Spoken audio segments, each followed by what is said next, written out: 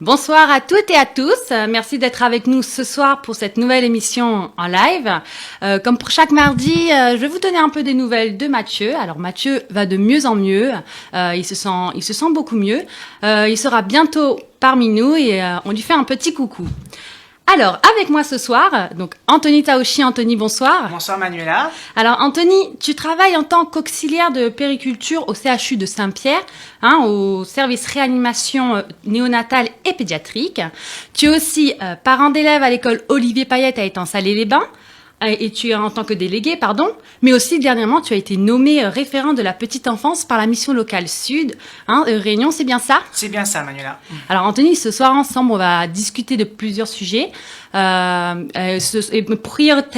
Prioritairement, on va parler de la petite enfance, de la rentrée de nos tout petits.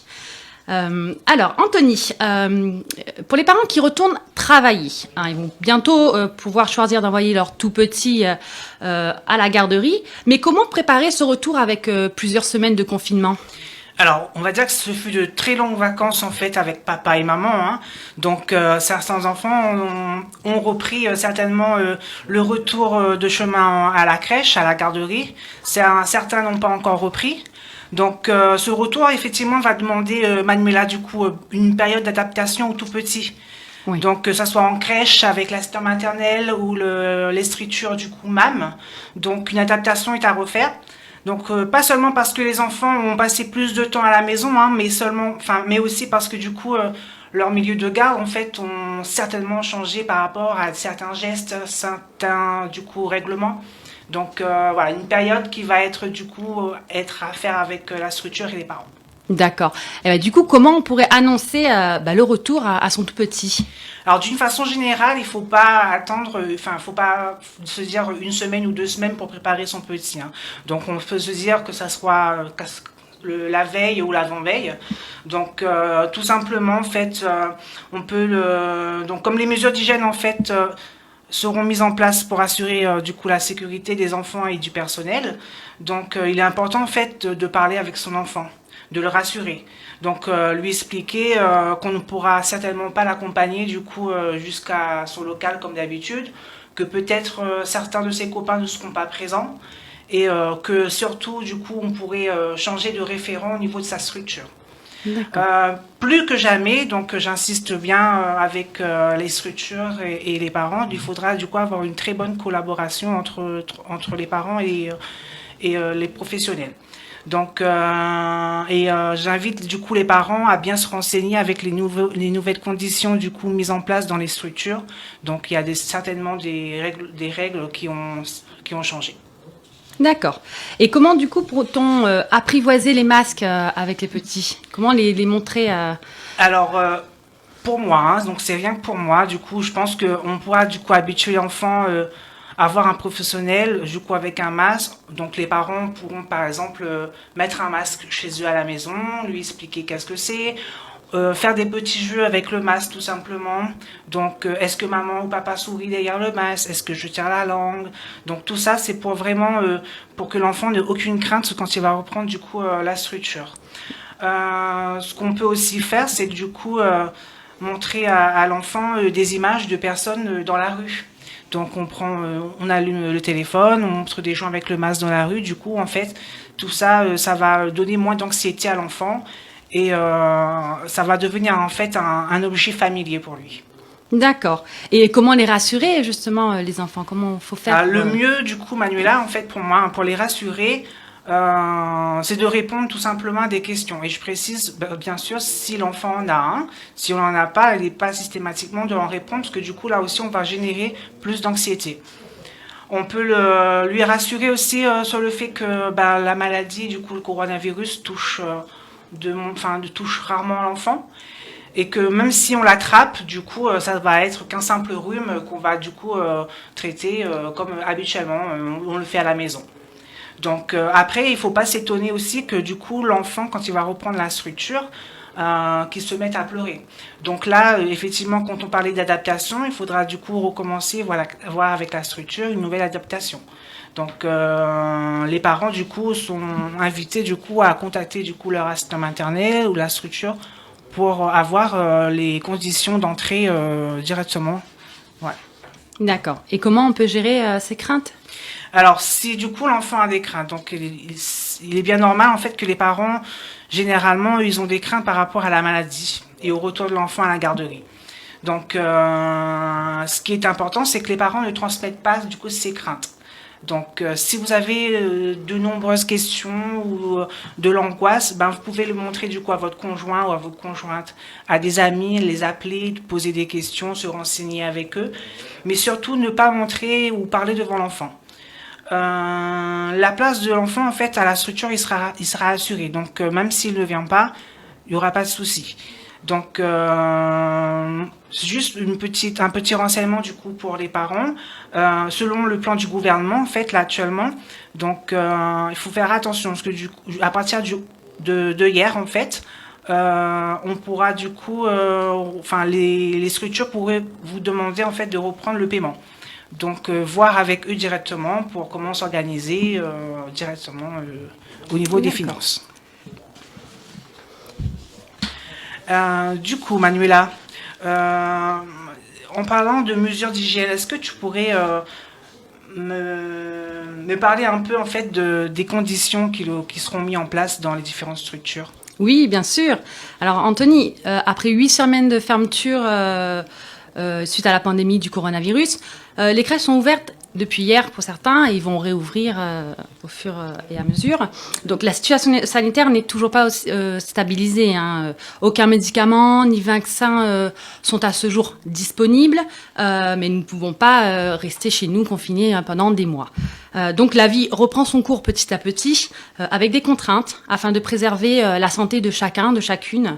Donc il y a des gestes barrières, la distanciation sociale, les mesures d'hygiène devront être maintenues. Donc pour parler des mesures d'hygiène préventives au quotidien, ces mesures doivent être appliquées chaque jour, même en dehors des infections détectées, déclarées. Elles concernent les locaux, le matériel, le linge, l'alimentation et l'hygiène individuelle. Elles s'appliquent aux enfants et aux professionnels. Dans les établissements, elles doivent être régulièrement expliquées. Alors, les assistantes maternelles ne doivent surtout pas hésiter à demander conseil aux différents services de la PMI. Alors, concernant les choix des masques, lors de son allocution, le Premier ministre a précisé que les personnels de la petite enfance devront porter un masque, mais grand public. Les professionnels de la petite enfance ne doivent pas porter des masques chirurgicaux, le FFP2, ceci étant réservé aux professionnels dédiés à la réalisation des soins. Il a cependant été développé pour l'ensemble des professionnels ayant un contact régulier avec le public, une catégorie de masques non sanitaires, où la majorité va donc utiliser les masques en tissu lavable. Donc, à ce titre, les professionnels de mode d'accueil des jeunes enfants pourraient en être équipés. Les modalités de mise à disposition de ces masques sont en cours d'examen avec la PMI centrale de La Réunion. Dans tous les cas, le port d'un masque complète les gestes barrières, mais ne les remplace pas. Donc il faudra en prévoir aussi quelques-uns pour accueillir les parents non équipés au moment de l'arrivée de l'enfant. Alors pour compléter tout ça, il y a aussi l'hygiène respiratoire, l'hygiène des mains, l'usage des solutions hydroalcooliques, les différents protocoles d'hygiène pour le nettoyage et désinfection, et les jouets, le matériel d'activité, comment les laver et les nettoyer.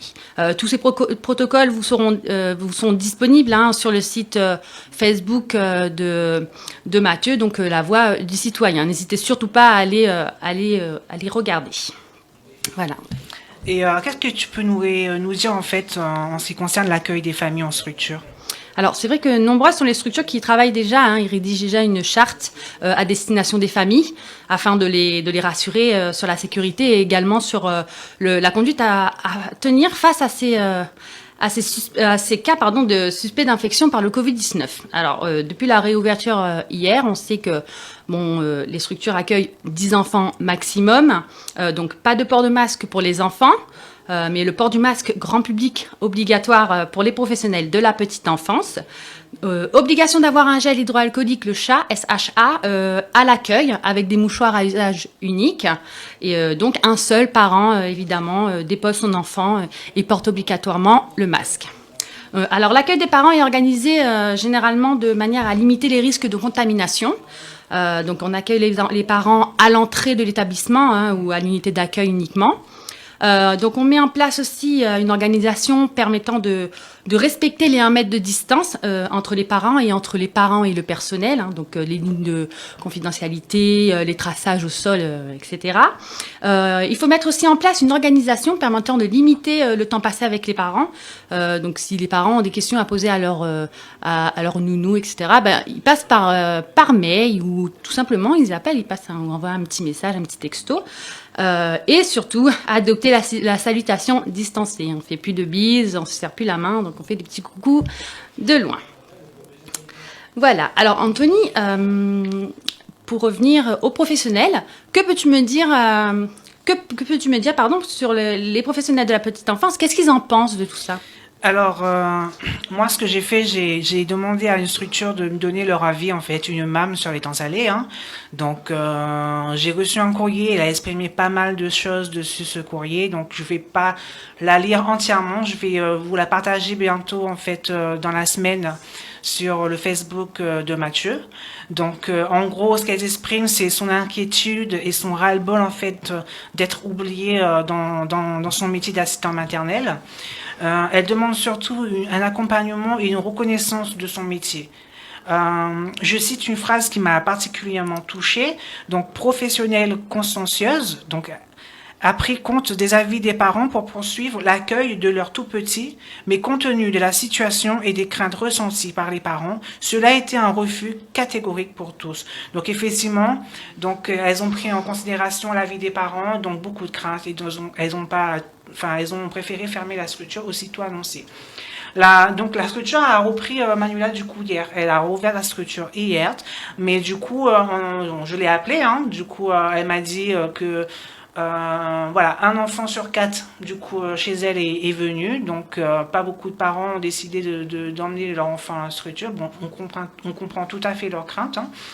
Et voilà. Donc, elle me dit aussi que beaucoup d'incompréhension et trop de contradictions rend en fait son métier vulnérable.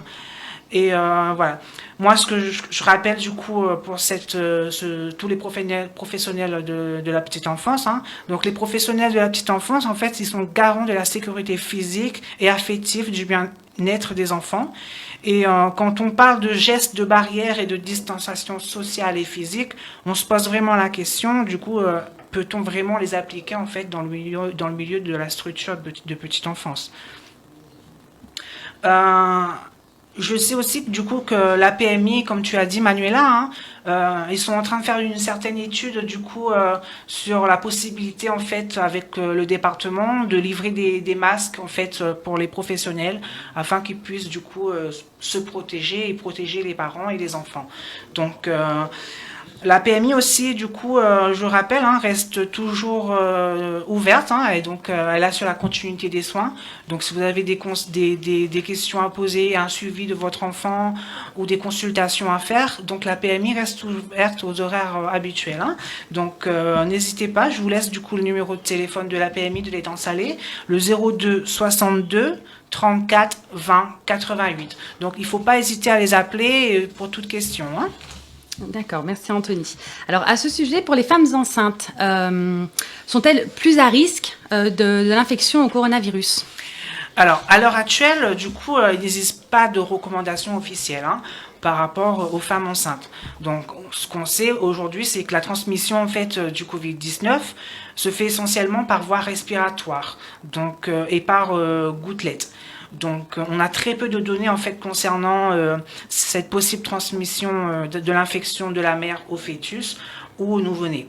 Donc, des études sont faites, on n'a pas tout à fait les résultats, mais en ce qui concerne, donc toujours se protéger, faire les gestes barrières, et si on applique tout ça, il n'y aura aucun risque. D'accord. Et concernant l'allaitement, on sait tous que l'augmentation des cas du Covid-19 peut susciter des inquiétudes chez les mères qui allaitent. Anthony, si une femme a de la toux, une perte d'odorat et de la fièvre, ou souffre de la Covid-19, peut-elle poursuivre l'allaitement?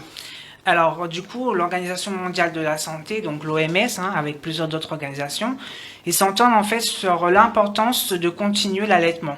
Donc, moi aussi, j'insiste. Donc, si vous allaitez aujourd'hui, mesdames, continuez l'allaitement. Il n'y aurait pas de souci. Ce que disent ces organisations, c'est qu'ils insistent que le fait que les bienfaits de l'allaitement sont importants et sont grands pour l'enfant.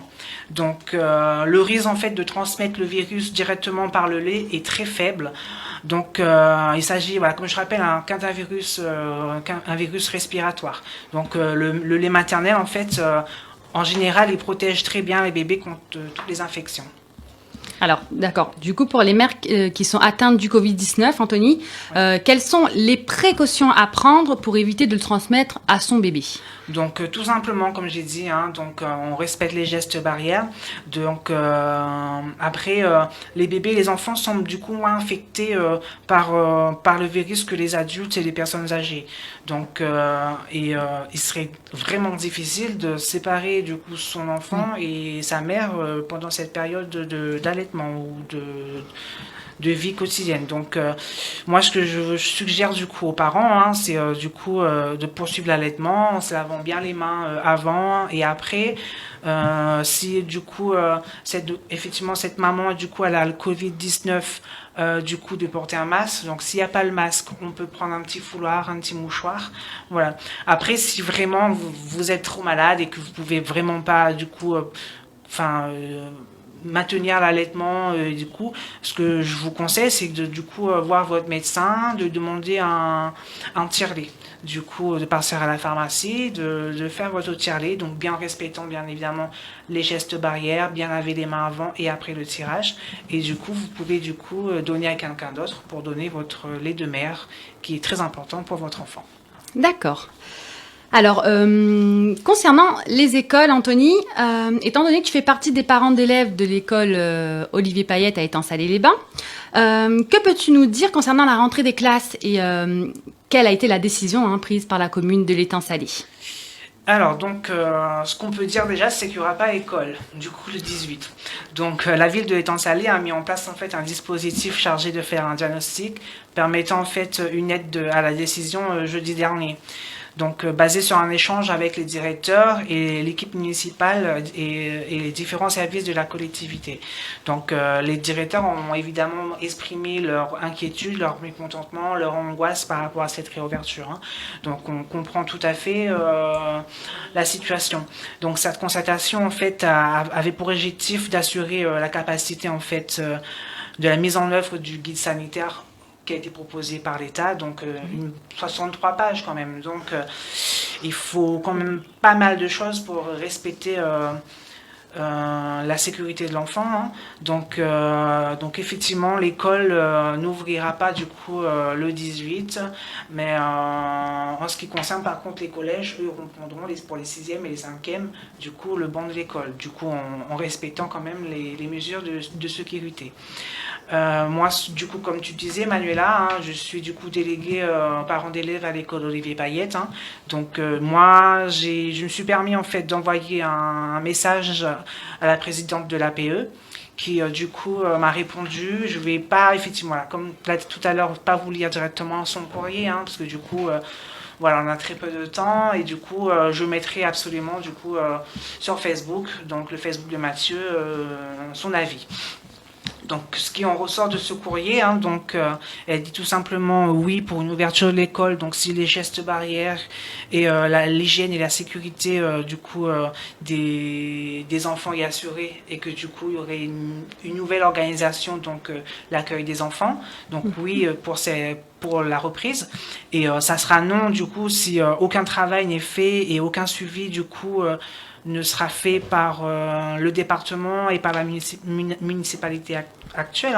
Donc on comprend tout à fait cette angoisse. Elle me disait aussi justement que les parents avaient beaucoup de questions, sans réponse, quoi. Et du coup, voilà, elle a donné du coup son avis sur cette décision. Donc là, aujourd'hui, on sait que l'école n'ouvrira pas, donc parce que du coup les mesures ne sont pas aptes à accueillir les enfants.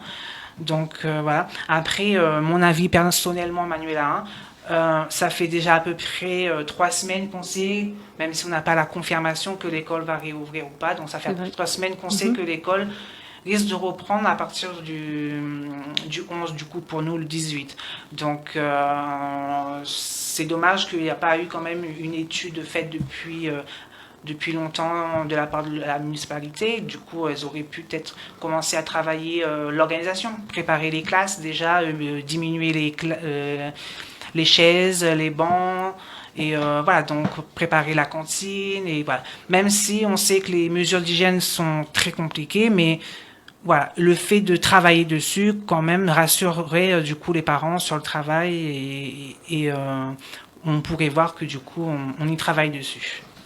Moi, ce que j'ai fait, c'est que ça fait, au moment où on a annoncé en fait la reprise de l'école, il y a 3 semaines, hein, du coup, j'ai fait un petit sondage sur mon Facebook. Du coup, tout simplement, la question, est-ce que vous serez prêt à mettre votre enfant lors de la reprise de l'école? Bon, sur 135 personnes qui ont répondu, donc c'est pas mal quand même, hein. On aurait 90,4% qui ne mettraient pas leur enfant à l'école, contre 9%, 9,6% qui mettront à l'école. Donc ça répond systématiquement au sondage départemental, hein. Du coup, moi j'ai ciblé plus sur les temps salés, donc une majorité, effectivement une grande majorité, ne mettrait pas leur enfant à l'école. D'accord. Et du coup, donc pas d'école, hein, Manuela. Donc, Pas d'école, oui. Est-ce que du coup, l'école à la maison, est-ce que tu peux me dire les bienfaits et les inconvénients? Oui, bien sûr. C'est vrai qu'il y en a pas mal. C'est vrai que l'école à la maison, il y a beaucoup d'avantages, mais aussi des inconvénients, hein. Donc pour les avantages, les enfants, du coup, ils ont une école individualisée. On peut passer plus de temps sur les points sur lesquels les enfants butent, hein. L'enfant, du coup, gère son apprentissage à son rythme, et il y a une évaluation différente. Un autre avantage, du coup, c'est les horaires plus flexibles, hein. Concernant les inconvénients, il y en a pas mal, je vais vous citer quelques-uns. Donc le coût est plus élevé qu'une scolarisation dans le public. Tous les matériels, le livre, les manuels, la connexion Internet, les impressions, du coup, tout ça sont à la charge des familles. Un autre inconvénient, donc l'école à la maison, nécessite une réelle organisation, hein. En tant que parent, on doit s'organiser de manière à gérer et l'école, et le télétravail pour ceux qui travaillent, et aussi la gestion de la maison, hein, le repas, et tout ça, hein. Donc c'est pas évident. Et un dernier point, du coup, l'enfant, il côtoie plus ses copains de classe, il a une vie sociale plus restreinte. C'est sûr. Et du coup, est-ce que tu pourrais m'en dire un peu plus sur les risques en fait de ce confinement des enfants à la maison? Oui, les accidents de la vie domestique pour l'enfant se produisent à la maison, hein, ou dans ses abords immédiats, dans la cour, dans le garage, dans le jardin. Il s'agit d'intoxication, hein, de brûlure, d'étouffement par un corps étranger, de chute, de noyade, et aussi de défenestration. Ils sont fréquents, hein, et parfois malheureusement très graves. Depuis la mise en place des mesures du confinement en raison de l'épidémie du Covid-19, les services d'urgence, les pompiers, les médias signalent malheureusement une augmentation de ces accidents, Anthony. C'est ça. Alors du coup, étant donné qu'on parle de l'école à la maison, on va parler aussi des parents, hein, qui travaillent et qui justement vont avoir droit au chômage partiel. Est-ce que tu peux me dire justement pour le chômage partiel, est-ce qu'il sera plus restrictif à compter du 1er juin, Anthony? Alors effectivement, dès le 1er juin, il faudra fournir du coup une attestation de l'école à son employeur pour justifier du coup que l'établissement scolaire n'est pas en mesure d'accueillir du coup son enfant. Donc le retour en classe ne se fera pas donc ne se fera pas selon la volonté des parents, hein. Donc mais uniquement sur des raisons sanitaires éditées par l'école. Donc, sans ce document, le droit de chômage partiel sera annulé et les parents devront poser soit des jours de congé et voir avec son employeur. D'accord. Alors du coup, je vais vous parler aussi des enfants, hein, qui toussent et qui ont de la fièvre. Comment comment on peut faire? Du coup, les différentes étapes concernant les enfants qui ont moins de 3 mois et qui a une température rectale de plus de 38 degrés. Si votre enfant est porteur d'une maladie chronique ou immunodéprimé et qui a une température rectale toujours à plus de 38 degrés de température, si votre enfant se semble très malade et qu'il est sans énergie et que vous avez des difficultés à le réveiller, surtout, quoi qu'il arrive, le moindre changement de comportement ou de l'état général de santé de votre enfant, appelez votre médecin, n'hésitez surtout pas. Et surtout, que faire en attendant, du coup, à la maison? Veillez à son confort. Veillez au confort de l'enfant. Assurez-vous que votre enfant porte des vêtements légers, qu'il se repose bien, qu'il boit suffisamment d'eau et qu'il ne représente pas de signes de déshydratation particulière ou s'il y a des vomissements ou des diarrhées. Et garder une température ambiante de la maison. Alors, je vais vous donner des petits points concernant la déshydratation chez l'enfant, comment surveiller les signes. Donc, l'absence d'urine à l'intérieur de 6 heures chez les bébés et absence d'urine pendant les 8 heures chez un enfant plus âgé. La fontanelle creuse la région molle au-dessus de la tête des bébés. Une peau froide qui ne reprend pas la place rapidement lorsqu'on la pince. Donc irritabilité, somnolence. Donc si vos enfants présentent des signes de déshydratation, vous pouvez au besoin lui donner des solutions de réhydratation qui est vendue en pharmacie. N'hésitez pas à demander conseil, surtout à votre pharmacien. Voilà. Alors, pour résumer, Anthony, les différents points qu'on a abordés, que doit-on retenir? Alors, ce qu'on va retenir, c'est que depuis hier, du coup, les structures d'accueil de petite enfance, du coup, ont repris l'activité. Donc, bien se renseigner avec la structure pour voir les différentes modalités d'accueil et les différentes conditions, du coup, les nouvelles conditions qui seront mises en place. Et du coup, sachez que, voilà, rassurez-vous, les professionnels de l'étang salé, donc les attentes maternelles, les crèches, les micro-crèches et tout, font le nécessaire en fait pour assurer la sécurité de votre enfant. Donc faisons-leur confiance, il faudra les encourager, voilà, n'hésitez pas à prendre contact avec eux. Et à retenir aussi que les écoles resteront fermées à étang salé le 18 mai prochain. Nous soutenons les parents pour la reprise des cours à la maison, ce qui n'est pas de tout repos. Restez motivés et si nécessaire, rapprochez-vous de l'école, du professeur de l'enfant pour les devoirs. Et pour les parents qui travaillent, si vous avez des questions, n'hésitez pas à vous rapprocher de la mairie. Et bien évidemment, faites attention aux risques et aux accidents domestiques. Alors Anthony, pour conclure, nous allons rappeler les numéros utiles en cas d'urgence. Alors, du coup, si vous avez des symptômes, donc n'hésitez pas à appeler le 15 ou voir directement votre médecin en téléconsultation. Donc, en cas de danger, donc le 17. En cas de violence chez les enfants, donc vous avez le 119 ou sur le site internet allo119.gouv.fr. Et pour les violences conjugales, donc le 3919, donc, ou sur le site internet arrêtonslesviolences.gouv.fr. D'accord. Et aussi, il y a la plateforme nationale d'appui médico-psychologique que tous les professionnels de santé, donc le 0800 73 09 58, un numéro vert.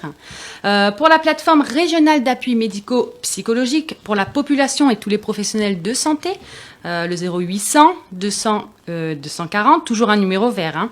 Enfance et Covid, donc c'est le 08 05 827 827. La PMI de l'étang salé, le 02 62 34 20 88. Et la mairie de l'étang salé, 02 62 33 43 33. Et surtout, même si le confinement est terminé depuis hier, ne pas oublier de continuer de pratiquer les différents gestes de barrière, c'est important, sachez-le, le risque zéro n'existe pas. J'espère que, en tout cas, cette intervention vous a plu. N'hésitez pas à revenir vers nous, si vous avez des questions, s'il est nécessaire. En tout cas, on vous souhaite une agréable soirée. Merci Anthony. Merci Manuela. Prenez bien soin de vous et à bientôt. À bientôt.